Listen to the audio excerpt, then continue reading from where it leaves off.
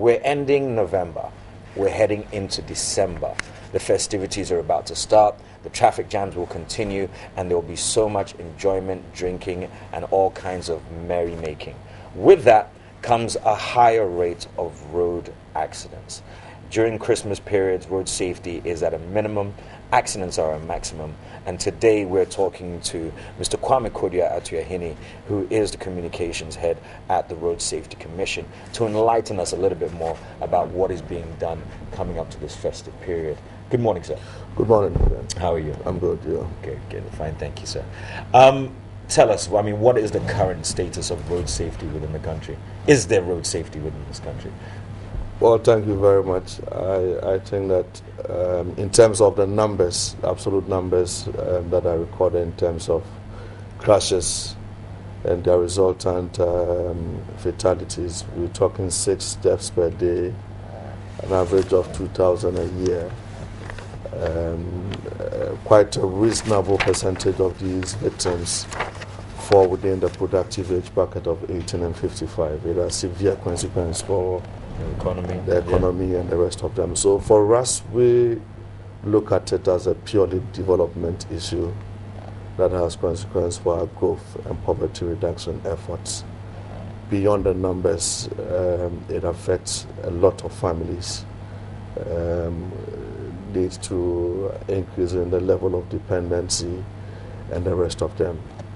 Having said that, if you look at the figures as a result of what is being done and the fact that on a yearly basis we record an increase in the number of vehicles that come into the country, many of which are not new but slightly used, you get a sense that there appear to be some decline. There's a need to reflect on what is being done, which areas are given as, if you like, the marginal result, and how we can sustain the effort. Now, you said 6 deaths per day. Yeah. That is alarming, isn't it? Yes, given the size of our country, the population size, nature of our roads, 6 deaths per day is not pleasant. But even that's reported.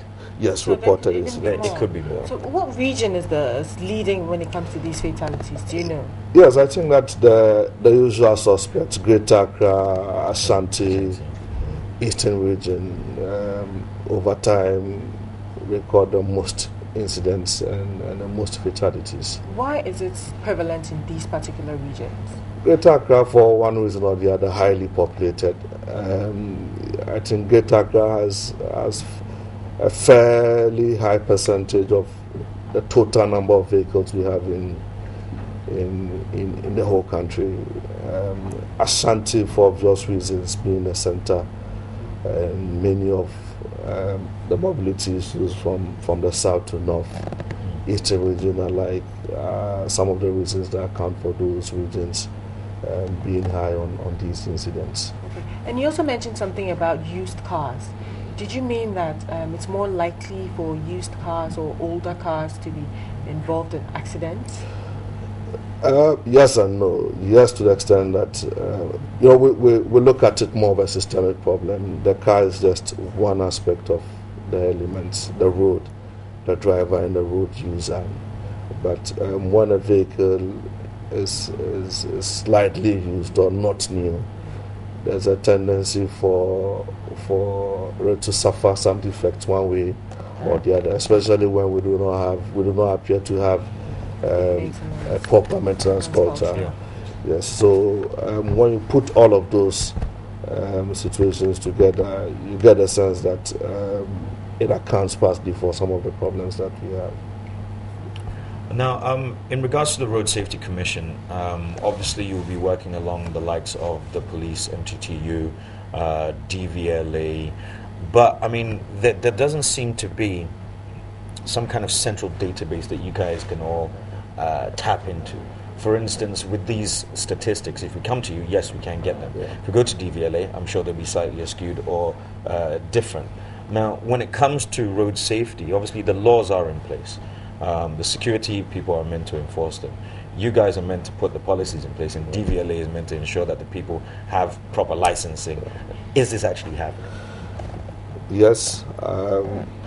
First of all, from the point of the data, I think it's fair to say that within the African context, we have fairly a reliable database that go back to about 20 years back. But I agree with you that we need to get to the point where we can synchronize the portions of data that will come from these agencies. That is being done. I'm aware of some program that's currently being implemented, not fully yet. I would want to believe that by the beginning of the year, next year, we'll bring that to some finality to bear on that. We have a national strategy that spans the next 10 years.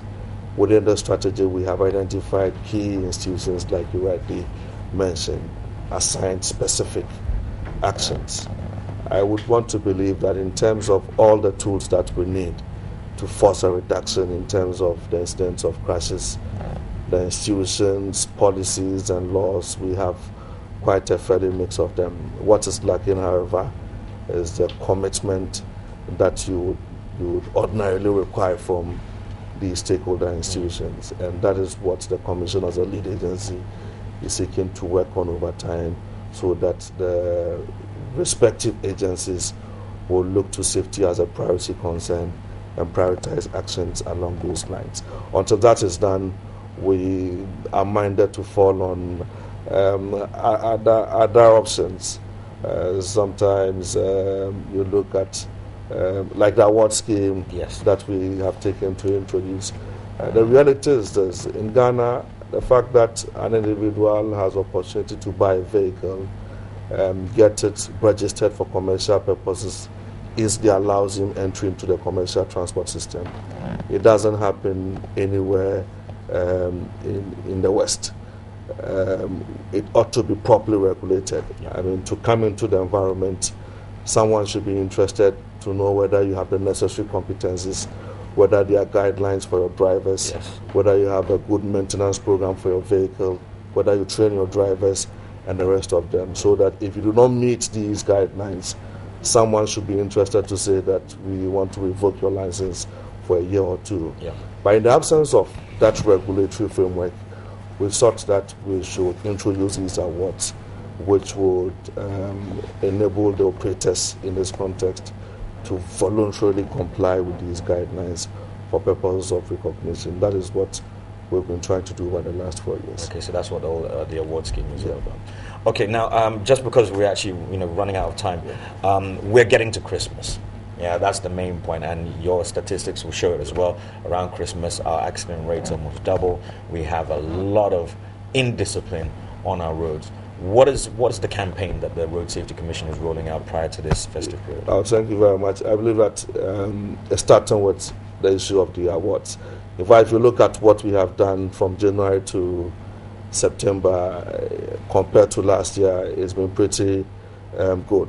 We have managed a 10% reduction in deaths, but with Christmas coming, someone jokingly said that maybe we need to suspend Christmas if we need to get the effect that we so much desire. It's not possible. For obvious reasons, it's a difficult period. I believe that we've been talking with our stakeholder institutions, the police, and our regional offices to step up public awareness. It is not to say that we wait till Christmas till we begin to be very active. We've been working very well since January, but for obvious reasons, the last quarter is very challenging.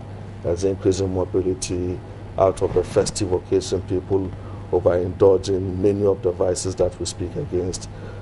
We have the assurance from the police that will be very much visible on our roads.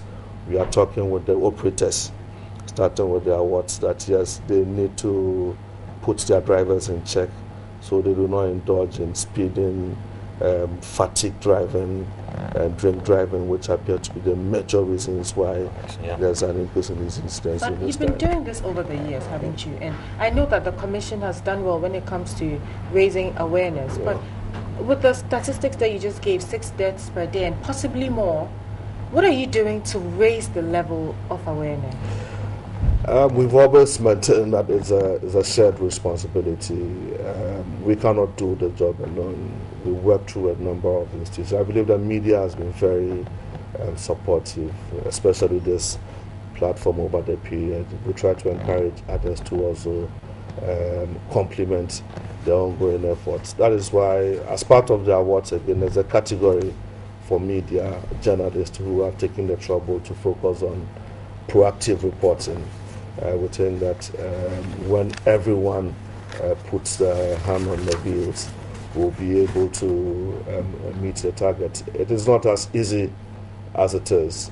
Yes, 6 a day, 2,000 a year seems on the high, but if you look at the trend, with a little more push and commitment from all of us, we may be getting to the targets, however difficult and ambitious they appear. All right.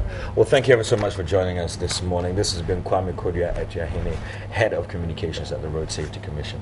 Thank you once again for coming in and enlightening us a little bit more. Charlie, Christmas is coming up. Please be safe on your streets.